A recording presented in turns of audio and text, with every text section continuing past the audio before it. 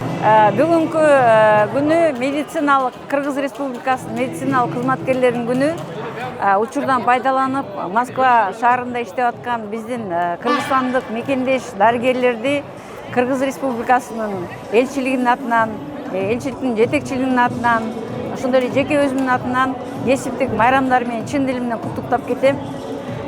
Ден соолуктун сакчылары болгон биздин медициналык кызматкерлер терең таазим, анткени бул биздин мекендештерибиз, медициналык кызматкерлер мекендештерибиз жайгашкан, мекендештерибизге жакындан жардам көрсөтүп, өздөрүнүн жарандык позициясын, өздөрүнүн башка чет өлкөдөгү жашап аткан мекендеш катары патриоттук сезимин абдан жакшы аткарып атат деп айтып кетсем жаңылышпайм.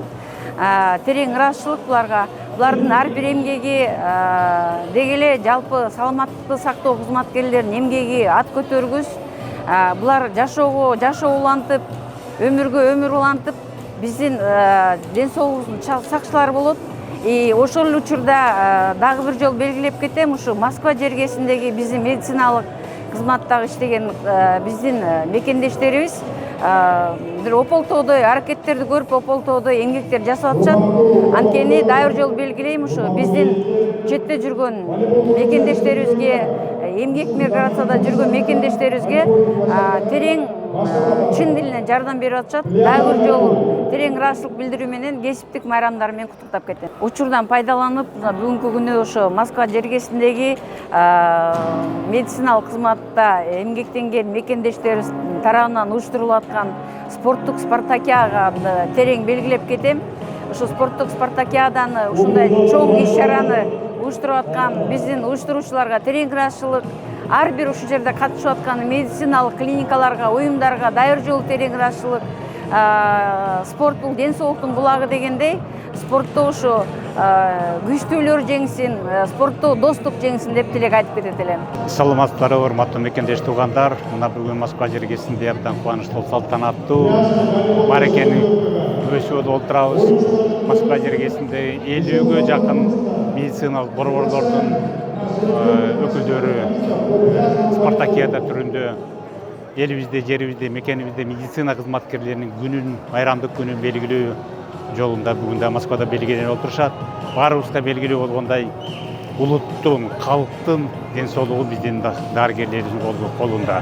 Ошон үчүн кай жерде отурсак дагы кыргыз желегибизди бийик желбиретип, кыргыз медицинабызды даңктап, эмгектенип, элибиздин, жерибиздин ден соолугуна кам көрүү багытында жакшы салымыбызды кошуп келаткан биздин медицина кызматкерлерине терең ыраазычылык билдиребиз. Баарыңыздар дериңиздер сак болсун, амандыкта болуңуздар, оорубаңыздар. Айтпай келген апаттан жараткан баарыңыздарды өздөрү сактасын. Бар болуңуздар. Бүгүн ошо жакшы иш-чара болуп атат. Медициналык кызматкерлердин кесиптик майрамы болуп атат. Ошо өзүмдүн атыман уюштуруучуларга чоң ыраазычылык билдирип кетет элем. Ушундай Москва жергесинде жакшы иш-чараны өткөрүп, майрамды өткөрүп жаткандыгына, бул майрамдын өтүшү ушу бияктагы биздин мекендештердин биримдүүлүгүнө, убактысын өткөрүүгө жакшы маанайды алып келет деп ойлойм. Ошо элдердин биримдигине алып келет деп эсептеймин. Ошо иш-чаралар жакшы өттү. Ошо уюштуруучуларга ыраазычылык айтып кетет элем өзүмдүн атыман. Саламатсыздарбы, урматтуу айымдар жана мырзалар, урматтуу медиктер, көптөн бери күткөн күнүбүзгө келди. Баарыңыздарды тең медицина кызматкери күнү менен чын жүрөктөн куттуктайбыз.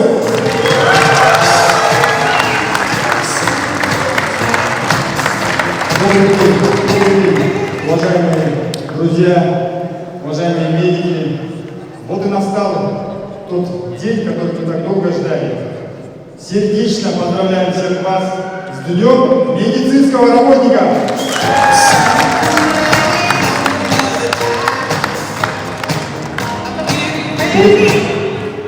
Перед тем, как официально открыть сегодняшнее мероприятие и пригласить организаторов данного турнира,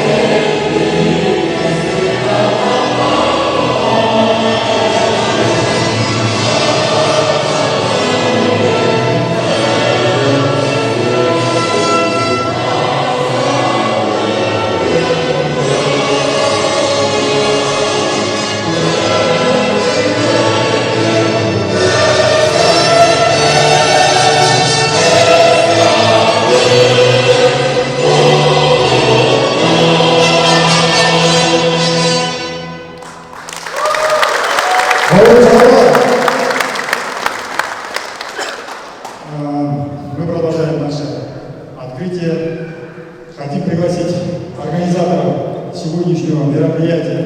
Это у нас три клиники. Клиника «Твой дом», руководитель клиники Батырканов Кадыржан Магомбекович. Прошу вас.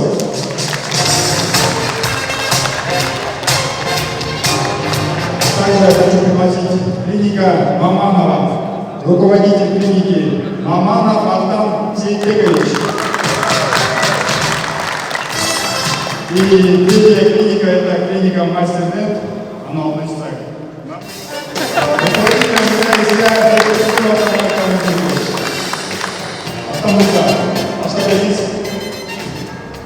Assalamualaikum, hormatly kollegalar. Алғашқы бүгінгі медициналық кесіптік байрамыңыздар менен чын жүректен құттықтаймын. Бүгін 4 күннің спартакиадамызға қош келіпсіздер. Жақсы активно келіп бергеніңіздерге чоң рахмат. Барыңыздарга денсаулық, ошол мекендештерибиздин жалпы денсаулыктарга кызмат кылып жүрөбүздөр. Бүгүнкү спорт мекендештерине барыңыздарга ийгилик каалайбыз. Барлығыңыздарды бүгінгі келіп берген мектептердің күні менен барлығыңыздарды чын жүректен құттықтаймын. Ура! Ура! Ура! Ошол башка өлкөдө жашап иштеп жатканыбызга байланыштуу ушунча кыргыз мамлекетинин жергесиндеги ушунча кыргызстандын медиктери ушунча жарандары ушундай бириктүү ынтымактуу болуп спорт жөнүндө жүрө берет. Потому что спорт деген өзүбүз медик катары постоянно спортто жүрүшүбүз керек, денсаулыгыбыз жакшы болушубуз керек. Ошого жараша биздин постоянно ынтымакта жүрүшүбүз керек. Ошондуктан ушундай мероприятияга бизди колдоп канча 3-4 жылдан бери өтпөй жаткан, но ошого карабастан чогулуп өткөрүп жатабыз. Ошого баарыңыздарды активно катышып бергениңиздерге поддержка кылабыз. Потому что бүгүнкү күндө кийинки эстафетада өткөрүп беребиз. Ошондон кийин дагы кийинки командалар буюрса ошондой дегенде өткөрүп берсе чын жүрөктөн ишенебиз. Ошондуктан баарыңыздарга ийгилик, денсаулыкта бололу, эч качан оорубайлы. Тырышчылык болсун, коопсуздук болсун, молчулук болсун.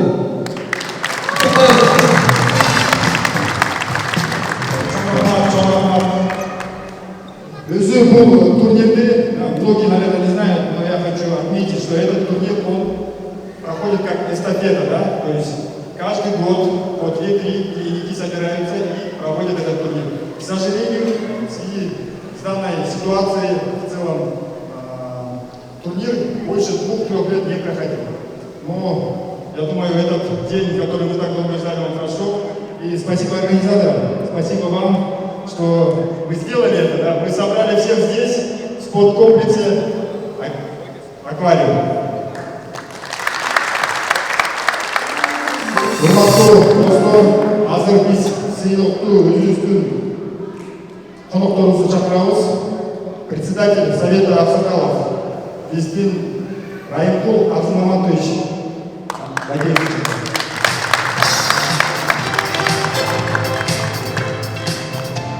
Құрманды ұшырардың өздеріне тұрматты мекендеш туғандар, бүгін Москва жергесінде жер бетіндегі бири мемлекеттердің болған Россия мемлекетінің болған Москва жергесінде салтанатты қуаныштуу іс-шараның үстінде жолы шоқтырабыз. Жалпы Москва жергесіндегі Кыргыз жамағатының масақаларына барлықтарды сөзінде тұрған генералдарынан бізден дәрігерлерді кесіпбек байрамындардың чын жүргізді құттықтап қойған сандықтыңдар.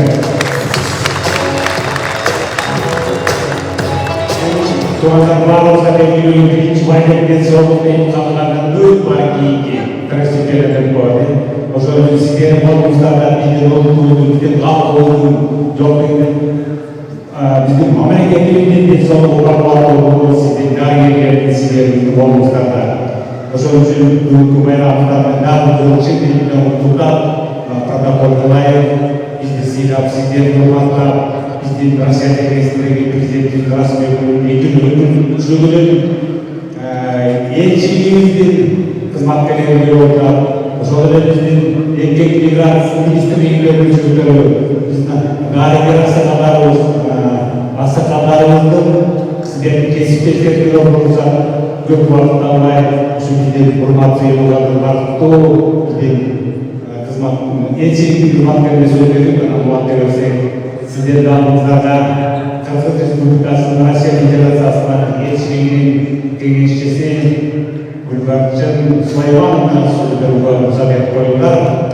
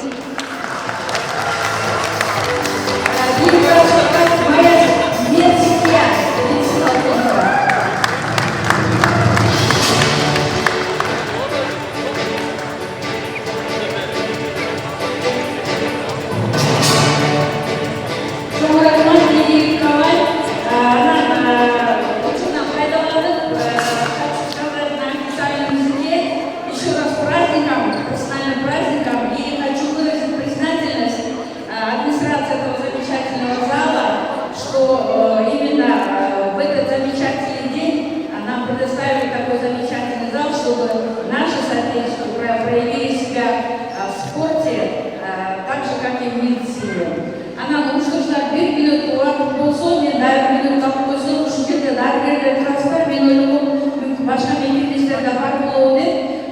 Dergiler testleri bizim mekanizmler karmak, dan çok sıranmış, özümüzde bilginde bizim mekanizmlerge şu şekilde kuru, nizamın kuru, emesin, saktarma diye, şu şekilde legalizasyon kılmalı, nizamda sıralı diye nizam çıktı da özümüzde bilgiler.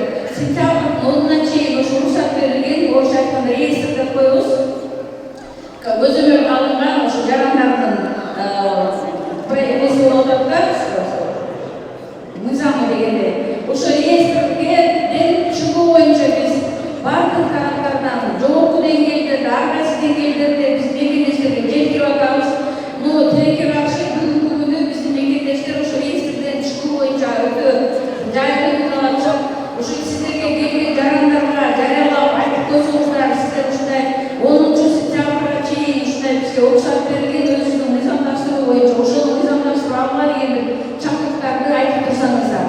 Бул мыйзамдаштырууну биз жөнөкөй эле эмеге келе алган жокпуз. Жогорку чоң жетекчиликтин, анан тышкы иштер министрликтин, элчиликтин, жеке элчинин ушундай бир аракеттери менен ушу сентябрдын 10-уна чейин чыгырып алдык. Ушу сентябрга чейин ушуну мыйзамдаштырып алууга сіздер жария кылып элдер арасынан жардам берсеңиздер абдан жакшы болот. Дайыр жолу терең ачылып, баарыңызга жетүү болуп калайын.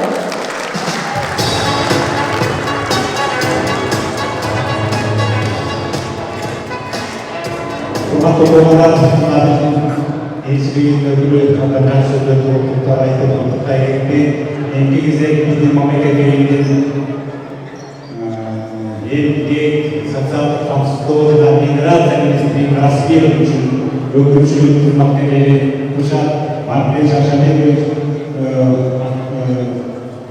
жигитке кызматкерлерибиз сөз берүүгө Саламатсыздарбы, урматтуу мекендештер, ушул жакшы иш-чара болуп атат. Спорттук иш-чара ошо медициналык кызматкерлердин кесиптик майрамдар менен чын жүрөктөн куттуктап кетиптер. Еңбек жана социалдык камсыздоо министринин расиятин жасады. Эл мүгүшүн атынан ошо бүгүнкү өткөн иш-чараларга жакшы деңгээлде өтүшүп, жеңишкендер болсун да спортто айтып коюп эмес, күчтүгө жеңиси ошо силердин талкасынан иштериңерге ийгилик каалап кетет. Ошондой эле Кыргыз Республикасынын еңбек социалдык камсыздоо жана миграция министрлигинин өкүлчүсүнүн атынан ошо медициналык мекемелерге мактоо баракчаларга ошо өзүн тапшырып берди.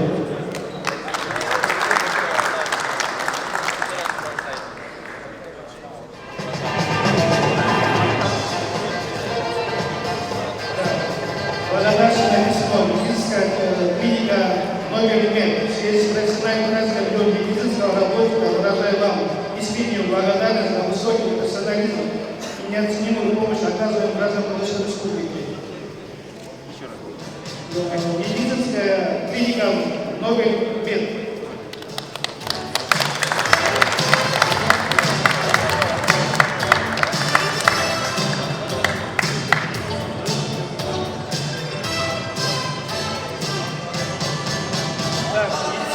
Клиника номер 5.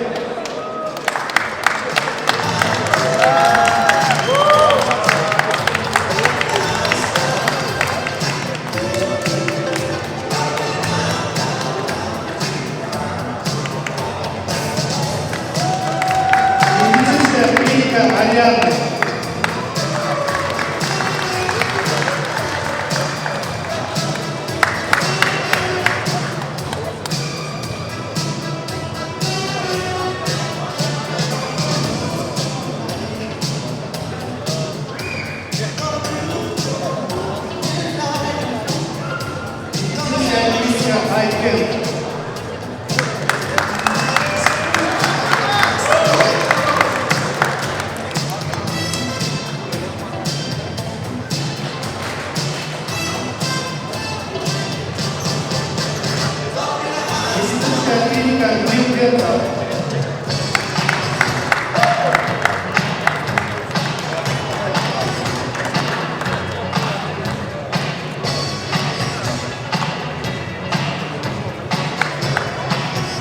Медицинская клиника здоровья.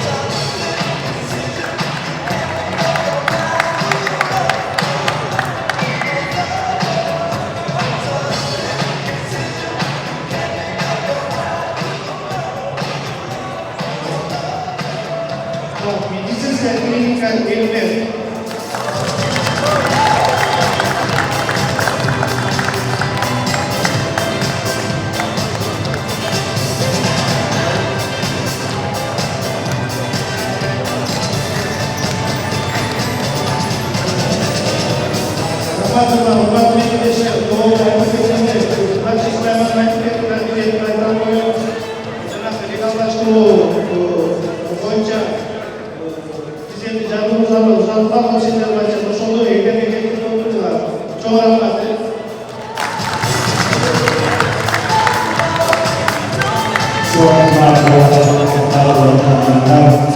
Mas pada kesetiaan berjamaah masalah lagi Islam mengalir cepat pelajaran rasul berdiri rasul lalu rasul semua tahun lapan cikir ayat yang kecil berdiskusi juga kan tapi yang berusaha apa izatan dari izatan diskusi который и царь Яков еще несколько лет назад до ковида проявили мы проводили подобное мероприятие, посчастливилось нам присутствовать и в тот раз. Я думаю, что и эстафета подобных мероприятий будет продолжаться. Позвольте вручить благодарное письмо от имени Совета националов украинской диаспоры города Москвы. Москва народа мемлекеттік шериф саламаттың шыңдо жашоо сапатын жакшыртуу жана өлтүрүү багытындагы сапаттуу медицина кызматынын көзөтүүгө эмгеги системдиги үчүн бас доктор А медицина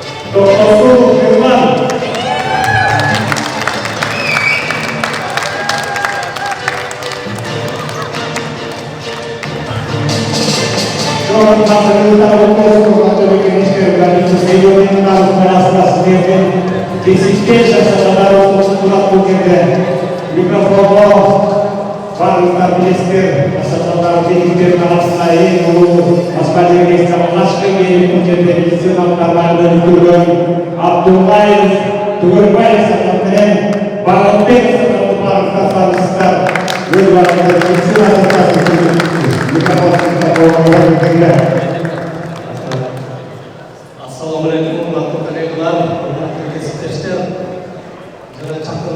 wabarakatuh. Бүгін өзімізге жақсы күн болып тұрады. Біздің майрам, кәсіптік майрамымыз болып, барлығымызда ішінде жүргенде ұмытпай бүгін кәсіптік майрамымыз бар еді. Barınızға денсаулық, uzun ömür, işlerine ilgili geçen zamanlıklar ömrü. Bugün özü bu turnen 18. жылы Башқалдықта тұрады, Қуанышбек Тілеуалдиевичтің белгілесінен ұшы башталды. Ошонда біздің клиника финалға шыққан. Бүгін біз команда болғанда біз қатысалай алдық. Сіздерге игілік қалайын барыңыздарға. Тыншылық аманшылықта жақсылыққа без травма, без происшествий жақсы ойындар өзгілі. Учурдан пайдаланып, бүгінгі үйіштіру топқа разы көрсетейін. Клиника Маманова, Твойстон, Астарбек, үш клиниканың өскен орында. Сіздерге, рахмат сіздерге, сіздерге игілік, жауап берген жақсы көрді. Қаласа, аяғы жақсы болсын. Травма ешқандай, сіз жақсы көз оларға барыңыз. Көңіліңізге рахмат.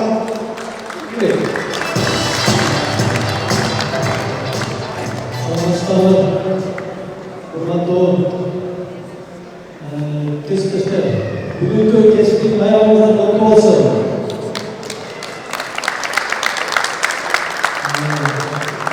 Құрметті медиктер, Москва шарында медиктер саны көбейіп, клиниканы көбейіп, врачтар, медиктер бүгін спорттарға келгендерін қуандырады. Осындай болса да Москва шарында өзіміздің кезінде мекемесінде көп болған үшін врачтардың медиктердің саны жетіссіз. Соның үшін медиктер көбейіп өтіңіздер. Жақсы жақтарыңыз көп болсын, ішіңізге игілік қалаймын. Бүгінгі спорттарға ұйымдастырған мынау 3 клиника дәрігерлері жақсы спорт кештерін көп өткізіп тұрады. Медиктер әбір жолы, аяғымыздан құтты болсын, келгілер болсын. Бар болсын.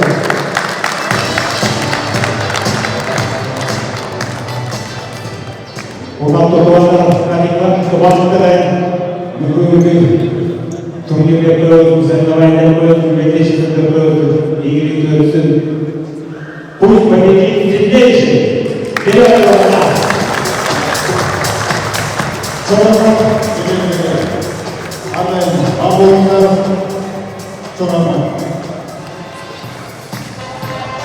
Уважаемые дамы и господа, уважаемые медики, как настроение? Дайте шума! Из-за скоро подходит конец нашего, так скажем, практики. Хочу пригласить на торжественное слово, торжественное приветствие наших близких друзей, да?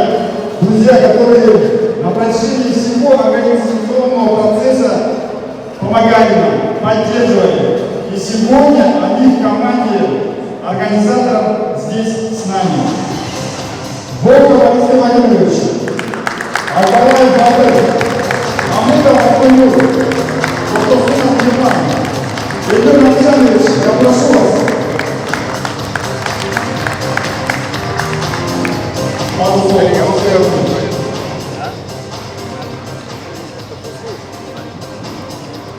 Дорогие друзья, всем в первую очередь хочу поприветствовать в этом прекрасном, как вы сказали, спортивном комплексе. Наверное, все вы ощущаете, что даже не будучи большими профессионалами в любых из видов спорта, которые мы сегодня представляем, выходя на такой прекрасный паркет, ты как минимум еще плюс 10 пунктов к своему мастерству добавляешь сразу, потому что сами видите, антураж просто великолепный. Все команды выглядят идеально, как в спортивной форме, так и по мастерству своему. И хочется перейти к серьезному, хочется пожелать в это наше спокойное время мира и благополучия вашим семьям, здоровья, и, конечно, вам и всем вашим родным. И, конечно, огромного семейного счастья, потому что кому как вам не знать, что надежный семейный тыл – это та вещь, которая может помочь вам свернуть с горы, и все у нас всегда будет хорошо, если у нас в семье все будет замечательно. Что вам искренне желаю всем. Спасибо.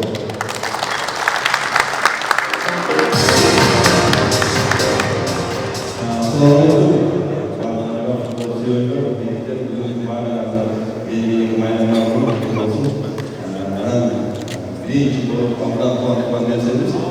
как минимум, и спорт жағынан Салдатуманов аябай қуаныштамын спорт қатысып тұрғанымызға и көп рахмат балымызды бергеніне жаратып бергеніне организаторларға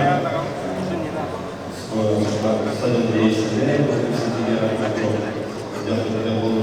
организаторларға çox рахмат соншалық бізге балымызды жаратып берді барлығы командалардың тренингтері çok көп бұл жерде çok спартакиадада өткен çok балымызды жаратты рахмат етеміз біздің Қырғызстан ұйымдар шығуына и ақсақалдарымызға медицина ақсақалдарымызға рахмат жоқ айтарым медицинада медицина тармағында спортқа бекем болыңдар медицина спортқа өнер берсін мына келешекте чоң болған чоң күндерге қатысып чоң игіліктерге жетішке насip етсін барлығына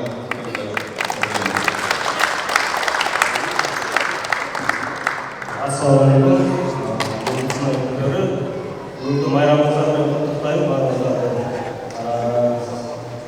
барыңыздарға игілік, денсаулық болсын. Ең басшысы тәртіппенен жақсы өткізіп берсеңіздер, бүгінгі майрамыңызды жақсы маңайда өткізіп, Құдай бұйырса игіліктер үлкен жарала берсін. Медицина тармағында да, спорт тармағында да, футбол, басқа спорт түрлері бойынша да барыңыздарға игілік. Ең басшысы Самғалан Бестірамын деп тұр. Барыңыздарға игілік рахмат. Ассалаумағалейкум, құрметті медицина қызметкерлері, барыңыздар майрамдармен. Мен біріншіден шу күнбөртті тағдырға жазған Алла тағаланың шексіз мақұлдар болсын, пайғамбарымызға саламдар болсын. Шу майрамдарда біз оны құттықтаймыз, күштілері жеңсін. Анан екіншіден шу ұйыштырушы комитетке çoğun razısını тілейміз. Бағы адамға разы болуы, жаратқанға да разы болуы. Үшінші елді топты, үшінші медицина қызметкерлерін топты, үшінші жастар сізден Құдайым разы болсын. Барыңыздар айтқан жақсы тек ой мақсаттың барлығын қосыламыз, дағы біз жол байрамыздармен. Ассалаумағалейкум, құрметті жетекшілер, коллегалар, ақсақалдар жамағаты, бүгінгі майрамдармен барлығыңызды құттықтаймыз. Бұйырса бұл іс-шарабыз жылына бір жолы. Ал эми биздин жума сайын болуп турган чисто медиктердин арасында болуп турган турнирибиз бар. Айта кетпесек болбойт. Бүгүнкү жаңы кошулган командалар сиздерди да айта кетмекчимин. Умбер, Мирзаровер, Башкортко А, умный дом, жана номерге муталас сиздерден келип, биздин пятница болчу медиктер арасында турнирге келип катышышыбызды биз келиңиздер. Ошол ойношойбуз. Ал эми бүгүн күчтүү болсун, баарыңыздарга ийгилик. Рахмат. Спасибо вам огромное. Берегите себя. Спасибо, что вы есть. Наша подходит к концу. Я понял, никто что-то не сказал. Здесь красивые руки и индивидуальные награды. Я хочу, чтобы каждая команда стремилась, и пусть победит сильнейший.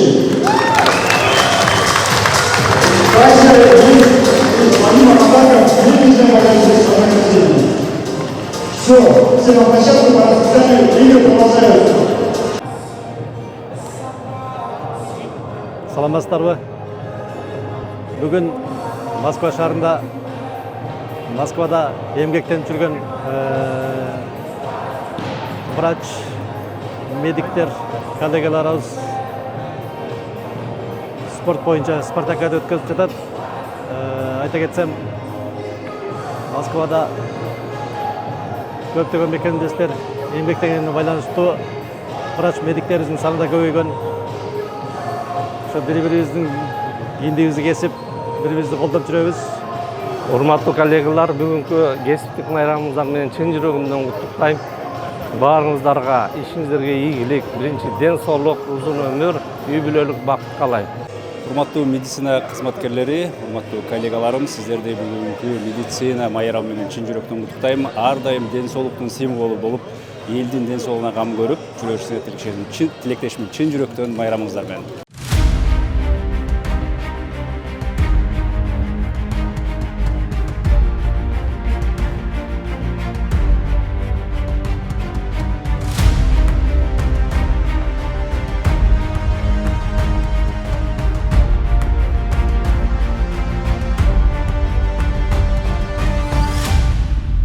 Ассаламу алейкум. Алейкум ассалам. Кандайсыз? Жақсы, қандай Самат? Атыңыз ким? Сүйін. Мен атым Самат. Бүгүнкү медицина кызматкери күнү менен сизди чын жүрөктөн куттуктайбыз. Рахмат чоң. Кайсы клиникадан чыгып атасыздар? Клиника Ариана. Клиника Ариана. Өзү аябай жакшы даярданып келиптирсиздер. Маанайыңыз кандай? Маанай сон жогорку деңгээлде. Кайсыл спортко түшүп атасыздар ошондо? Биз футбол боюнча турнирде катышып Өзү азыр уже оюндардын орто жарына келип калды. Мындай выход полуфинал же выход 1/8 болуп атабы? Кандай болуп атат шанстар дегендей? Болуп атат, жакшы. Буюрса биз группадан биринчи место менен чыктык. Куттуктайбыз. Өзүңүздүн специализацияңыз эмне? Медицина кызматкери. Медицина кызматкеринин зубной техник. Зубной техниктер, стоматологдордун ар дайым жанында жүрүшөт. Биз буларды сыйлайбыз. Только зубной техниктер менен стоматологдор бирге ишти алып барабыз. Туурабы? Эң туура. Каалоо тилектериңиз болсо айтып койсоңуздар болот. Каалоо тилектер бүгүн ден медицинада турабыз. Бардык медиктерди чын жүрөгүбүздөн куттуктайбыз. Иштерине ийгилик каалайбыз. Дайыма ушу элдин кызматын кылып, элдин ден соолугун жакшы карап жүрө бериңиздер. Ошондой эле ушу бүгүнкү күндү организовать эткен ушу силерге мына Самат, Кадыр, Актан силерге чоң рахмат. Өтө жогорку деңгээлде болуп жатат. Мына көрүнүп эле турат. Аура, атмосфера сон болот. Баары сон болот. Рахмат. Сизге да чоң рахмат келип бергениңиздер үчүн, бизди колдоп бергениңиздер үчүн. Сизге кааларыбыз ден соолук, иштериңизге ийгилик, бар болуңуздар ар дайым. Майрамыңыздар менен.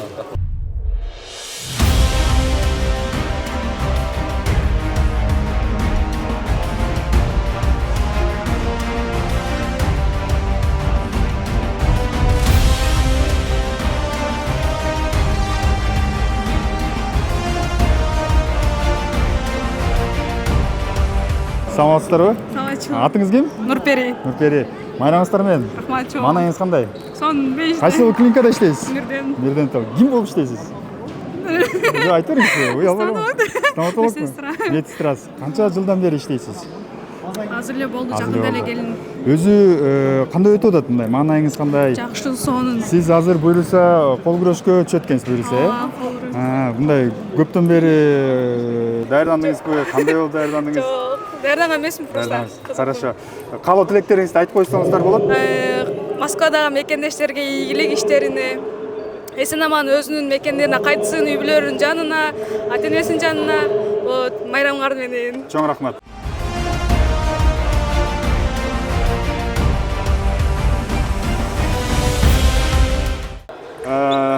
Саламатсыздарбы?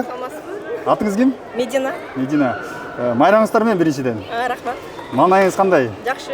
Сиз мен көрүшүмчө атайын өзүңүздүн мындай ракеткаңызды да ала келиптирсиз, э? Сиз буюрса ушул азыр настольный теннисти ойноп атасыз. Кайсы клиникадан ойноп атасыз? Мен умный доктордон. Умный доктордон. Ким болуп иштейсиз аякта? Айда администратор, медсестра. Администратор болуп иштейсиз. Канча жылдан бери ал жерде иштейсиз? Айда уже жаңы келдим айерге. 5-6 ай болду. Жакшы. Эми сизге ийгиликтер каалайбыз. Биринчиликти алыңыздар. Каалоо тилектериңизди айтып койсоңуздар болот. Медицина күнүңүздөр менен сиздердин жалпы ийгилик баарыңыздарга. Жеңиштүү болду. Чоң рахмат, майрамыңыздар менен. Ассаламу алейкум. Алейкум салам. Кандайсыз, жакшыбы? Майрамыңыздар менен. Чоң рахмат, баарыңардын майрамыңар менен. Атыңыз ким? Айдынбек. Айдынбек. Сиз ошондо Барсмет клиниканын мындай айтканда ошол жерде иштеген врачсыз. Стоматолог, врач стоматолог. Азыр настольный тенниске кудайым буюрса ойноп атасыз. Настольный теннисте Кудай кааласа ойноп атабыз, Кудай кааласа. Бир утук менен чыктык азыр. Айтыңызчы, өзү кандай деңгээлде өтүп атат ушундай бир бүгүнкү салтанаттуу маарек? Уюштуруучу тобулар жакшы, Кудай кааласа жакшы өтүп атат, Кудай кааласа жакшы кетип атат. Ушу ойдон кете берсе жакшы, Кудай кааласа күчтүү жеңсин. Рахмат. Каалоо тилектериңиз болсо медиктерге айтып койсоңуздар болот. Бардык медиктерге ийгилик, дайыма жакшылыктар боло берсин. Кыргызстан мекенибизге аман-эсен кайтканга Аллах насип кылсын. Чоң рахмат, сизге ийгилик, бар болуңуздар. Ассаламу алейкум. Алейкум салам. Атыңыз ким? Бекмамат. Бекмамат. Сизди бүгүнкү медицина кызматкери күнү менен чын жүрөктөн куттуктайбыз. Сиз дагы буюрса бүгүн келиптирсиз. Кайсыл өзү спорт тарабынан команда чыгарып келдиңиздер? Так, биз футбол, волейбол, настольный теннис и шахмат боюнча даярданып келгенбиз. футбол боюнча кичине кыйын болуп калды. Күчтүү командалар туш келип калдык.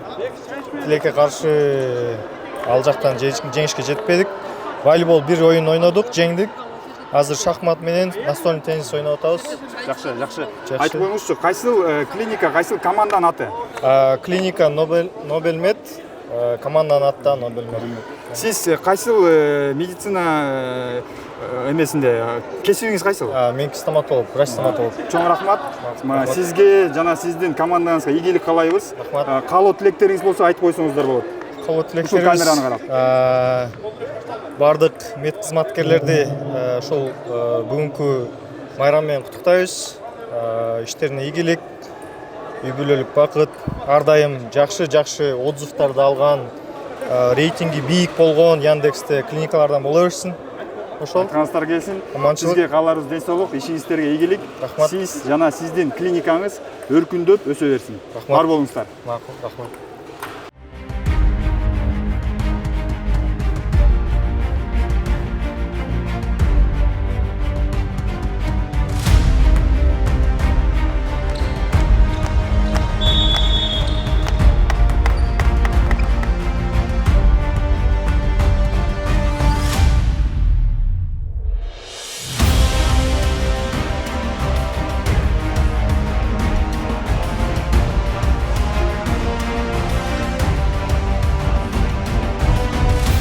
Атыңыз ким? Атым Баяман. Баяман, сизди биринчиден куттуктайбыз бүгүнкү медицина кызматкери күнү менен. Кайсы клиникадан чыгып атасыңар команда? Клиника УМБМден чыгып атабыз. УМБМден. Азыр ошондо волейбол сиздер. Волейболда. Дагы кайсыларга катышып атасыңар? Биз теннис, кол күрөш, футбол, ушул баардык жарына катышып атабыз. Мындай биринчиликке? Биринчиликке буюрса, футбол. Жакшы. Каалоо тилектериңиз болсо айтып койсоңуздар болот. Эмнеден биринчиден медициналык кызматкерлер бар куттуктайм. Майрамыбыз менен баарыбыз. Баарыбызга ден соолук. Баарыбызга ийгилик. Кыска бизде. Өзү кандай деңгээлде өтүп атат? Жагып атабы? Өтө сонун деңгээлде өтүп атат. Баары тынч, ойдогудай. Организаторго рахмат чоң. Көптөн бери мындай клиника уюша эле келек. Ушул достук оюну болуп атат десем эсептейм. Жакшы эле болуп атат, буюрса жакшы. Сизге чоң рахмат. Сизге жана сиздин командаңызга ийгилик каалайбыз. Рахмат чоң. Бар болуңуздар. Рахмат чоң. Как вас зовут? Меня зовут Айсулу. Вы сегодня, я так понимаю, будете участвовать по волейболу, да? Да, мы уже отучаствовали 3 игры. 2 игры выиграли, одну пока что да, но я думаю, мы вышли в полуфинал. Я искренне, сердечно поздравляю вас. И теперь такой маленький моментик. Какая у вас команда? Можете показать, с какой клиники вы вышли? Команда УМБМ Клиник. Отлично. А вообще ваша специализация, кем вы работаете? Я стоматолог. Вы врач-стоматолог. Мы коллеги, стоматологи, как говорится, рулят, да? Самые лучшие. Да. Скажите, пожалуйста, вообще, как вообще проходит мероприятие? Все ли вам нравится? Меня все устраивает, довольно интересно. Первый раз, честно, играю пляжный волейбол. Понял. Необычно. Өзү маңаңыз кандай өтүп атат? Сонун. Баары жагып атабы? Эми возможность болсо каалоо тилектериңизди айтып койсоңуздар болот. Видео. Баарыңыздарды бүгүнкү майрам менен куттуктаймын. Дайындалма. Кет.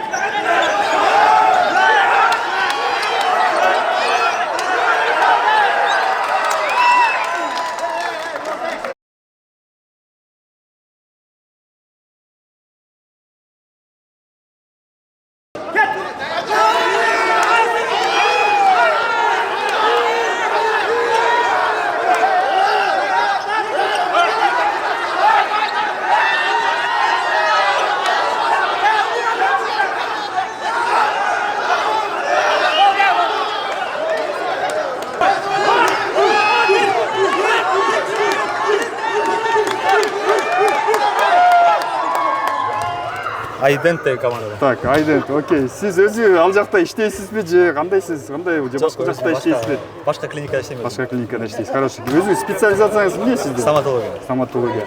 Ошондо бүгүн волейболдон ойноп атасыздар, же? Волейбол, футбол. Волейбол, футбол.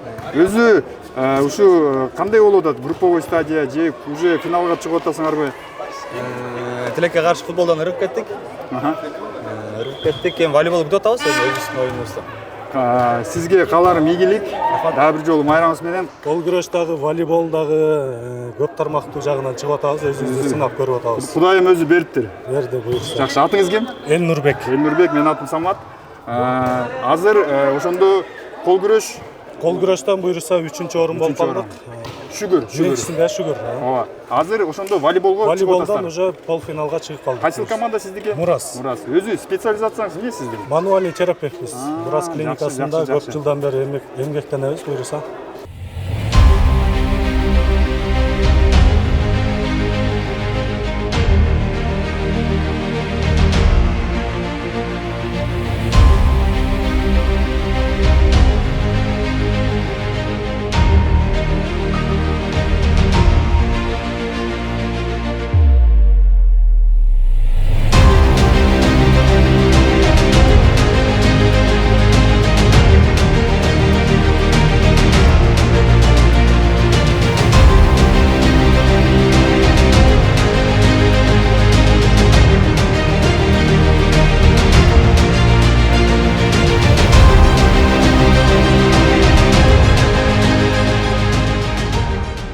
Ассаламу алейкум, Сыймык мырза.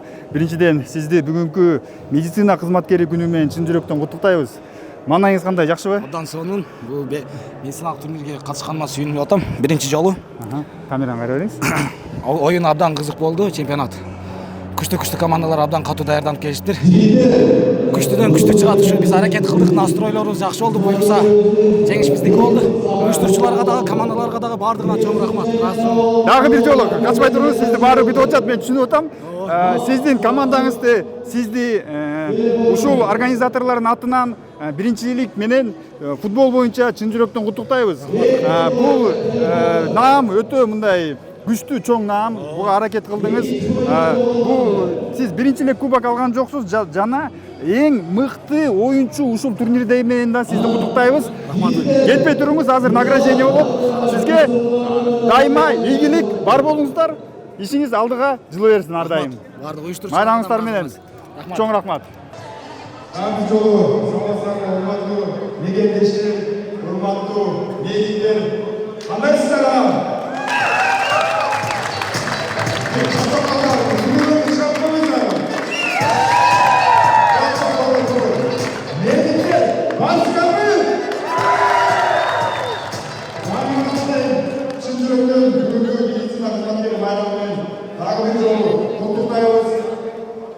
Жактымы сиздерге, айтыңыздарчы.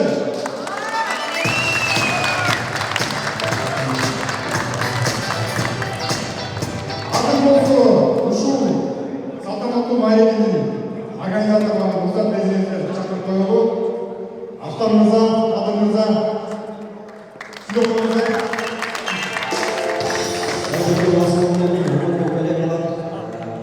бүгүнкү спектакльыбыз аягына келип чыкты. Менимче баарыңыздарга жакты окшойт, бүт эмоцияларды чыгарып, мен ойлойм өтө жакшы деңгээлде өттү деп. Колубуздан келишинче аракет кылдым. Мындан кийинки спектакльдерди уюштурган коллегаларыбыз, мен ойлойм, мындан да жакшы жерде, мындан да жакшы өткөрөт деп ойлойм. Баарыбызга ден соолук, баарыбызга ийгилик.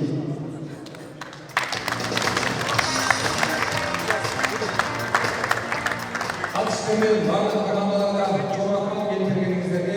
Башта чогулганда максималь аракет кылдык. Орточолдо анча-мынча өйдөрдү болуп кетти. Биз бир убакта бир жерге чогулуп кеттик. Эми бизде кетсе кечирип турабыз баарыбыздан. Но максималга колдон келишинче аракет кылдык. Баарыңыздарга чоң рахмат. Күчтүүлөр, чынында күчтүүлөр укту, потому что бүт баардык жактар максималь мындай туура карап атам, справедливо болуп аракет кылдык. Күчтүүлөр биздин Букбардын калыстардагы топтору Букбардын туура карап, Букбардын күчтүүлөр угуп кетти. Ошондуктан эми ар кайсы сайын бизде жашоодо мындай бир нерсе бир жерде тура бербейт, постоянно өсүп өнүгүп турат. Ошондуктан кийинки спартакиада эстафетаны алган командалар мындан да жакшы деңгээлде, мындан да жакшы атмосферада өткөрөт деген чын жүрөктөн ойлогон, өткөрөт деген ойлогон. Ошондуктан баарыңыздарга ийгилик, эч убакта оорубагыла, бар болуңа бай болгула.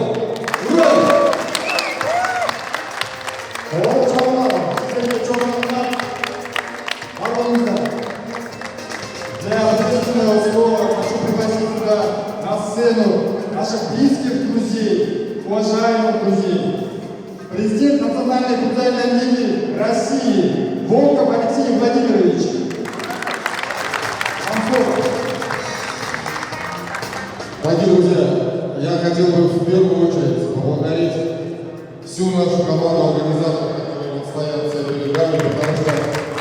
Мы с вами видели, мы все старались на всех наших площадках, которые у нас были, и сейчас, когда уже речь о награждении, у нас получилось с вашей помощью, разумеется, очень хочется выразить как ребятам огромное спасибо, так и всем нашим командам, потому что, большую часть я, конечно, посмотрел сегодня матчи на нашей площадке футзальной. И хочу сказать, что сразу я просто сказать, что какой бы накал в матче не был, но обстановка взаимоуважения, она превалировала над всем.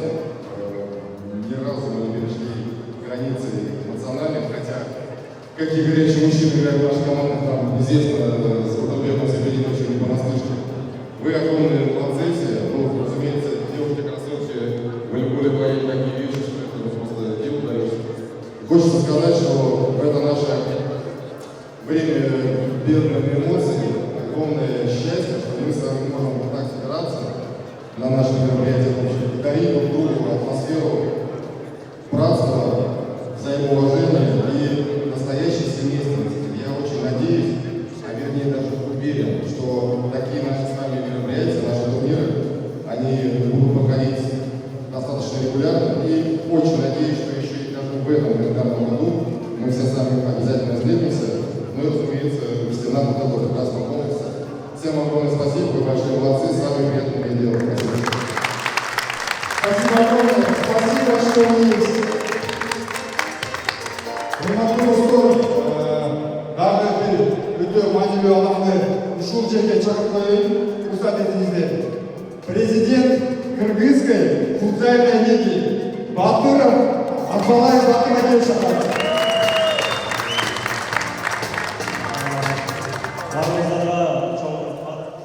Бүгінгі осындай формалармен біздің ішінде осында тренинг етіп, жақшақай келгендеріңізді сұрадық.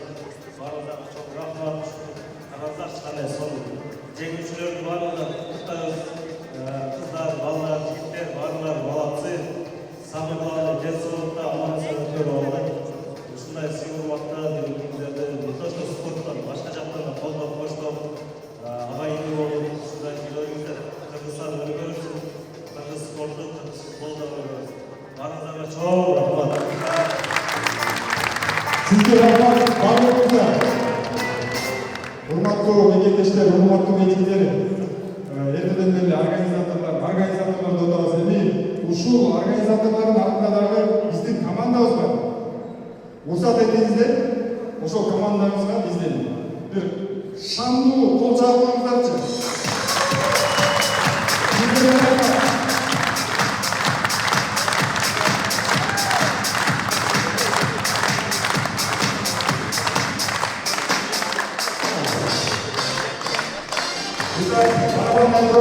Мы начинаем. Момент, который мы так долго ждали, да? Мне кажется, здесь оставить какой-то то, что мы видим, потому что вначале вас было много. Итак, мы начинаем, да? Мы начинаем награждением победителей и лучших игроков на турнире среди медиков, посвященный 6 июля 2025 года. Итак, дартс, дротики, 3 место. Клиника «Ваш доктор А1», Наргиза, 18 очков.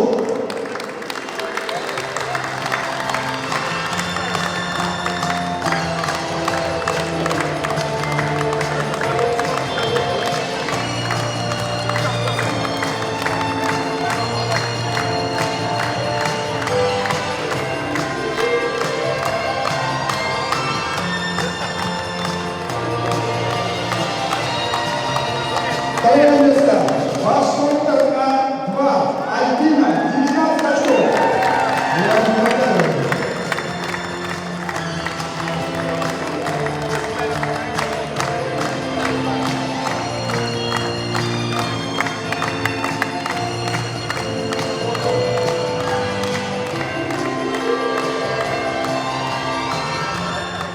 Итак, первое место по дартсу, по точности.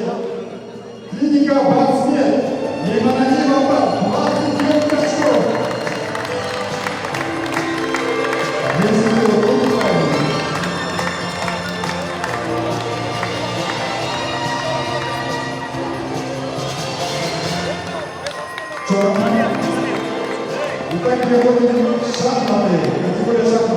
третье место Талайбекову Замирбек, номер 3.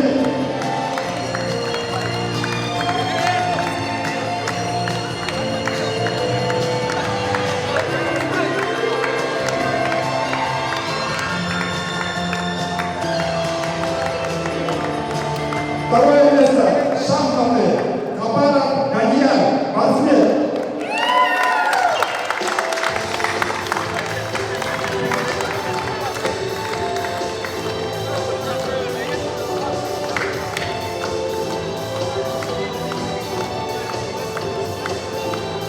Итак, первое место шахматы Мусулмаков Руслан.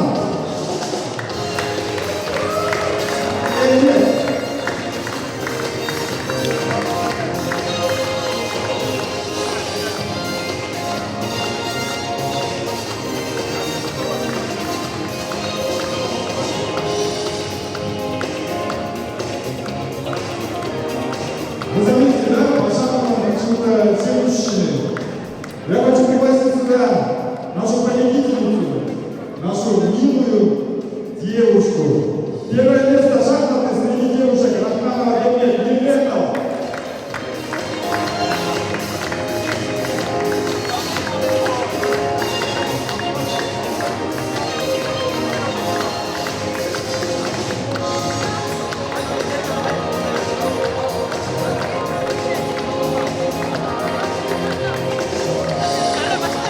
Итак, переходим на настольный теннис. Девочки, третье место. Бишанаила Ленин, ваш доктора.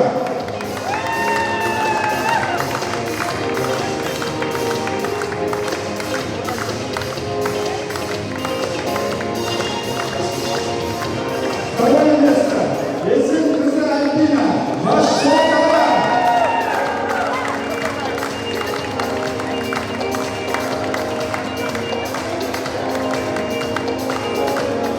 Первое место. Абдулбекова Никита, умный доктор.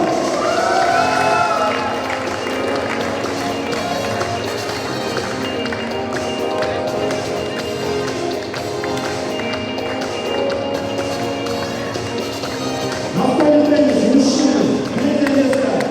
Өмірбек, мир здоровья.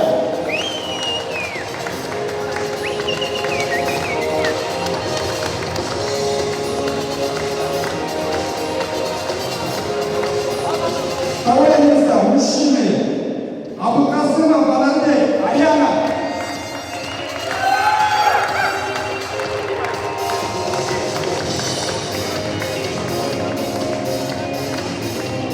Итак, настольный теннис мужчины. Первое место.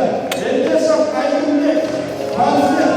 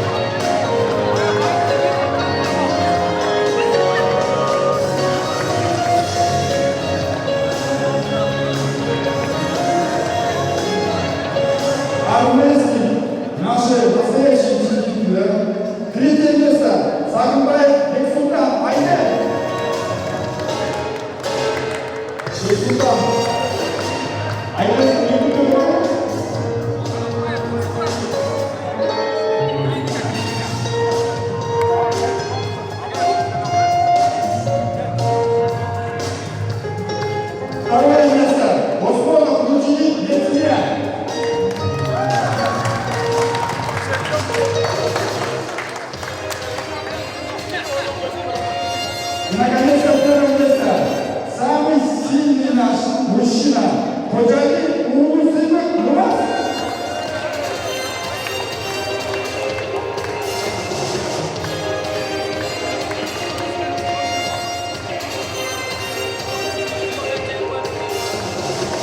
Итак, мы переходим к командному спорта. Алтында алкыш. Наши милые дамы. Третье место. Клиника Машковкада.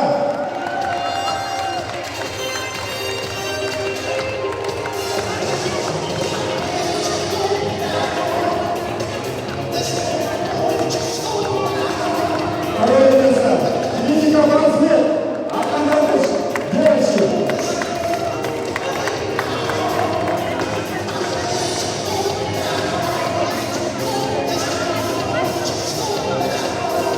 И, наконец-то, первое место. Алтан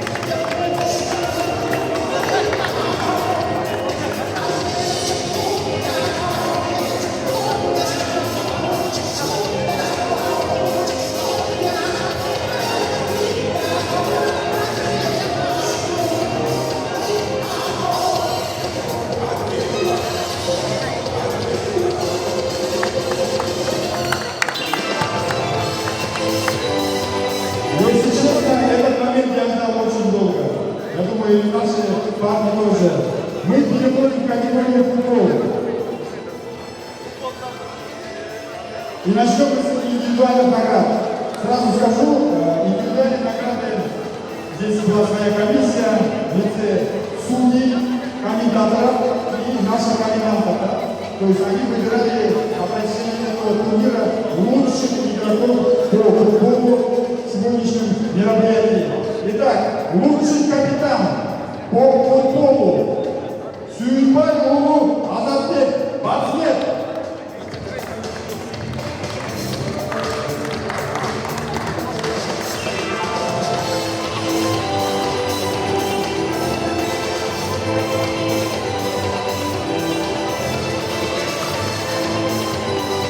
Лучший вратарь Нарбаев Руслан.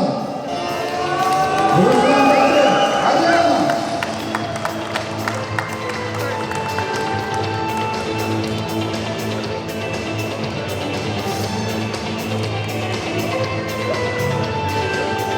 Лучший защитник Наралиев Бексултан, Книга Мусульман.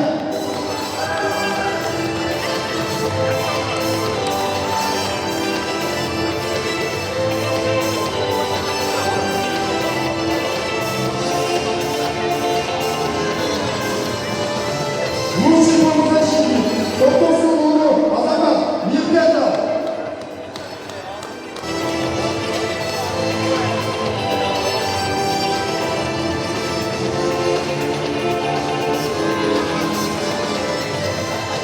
Итак, лучший нападающий Абулбеков Эльмир, ваш доктора.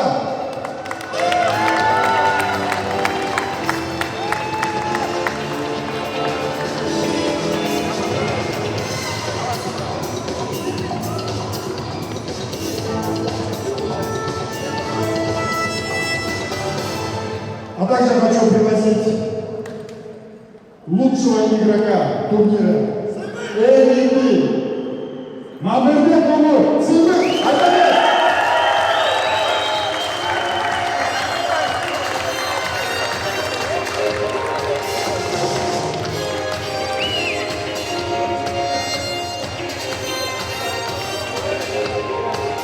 Категория футбол. Третье место приглашается Клиника Ариана.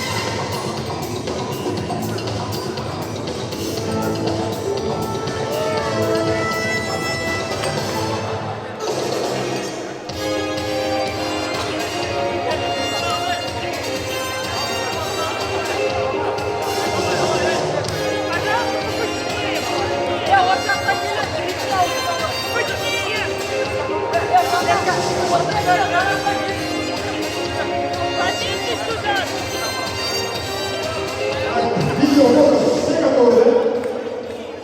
Один минута, даясыз ба? Даясыз ба?